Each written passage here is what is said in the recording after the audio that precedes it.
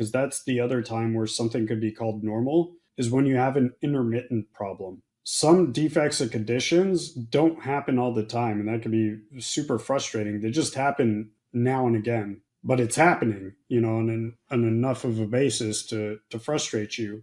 It might happen only under certain conditions, like certain weather conditions, certain speeds, certain temperatures, certain times of day, even, and when certain components are turned on or not.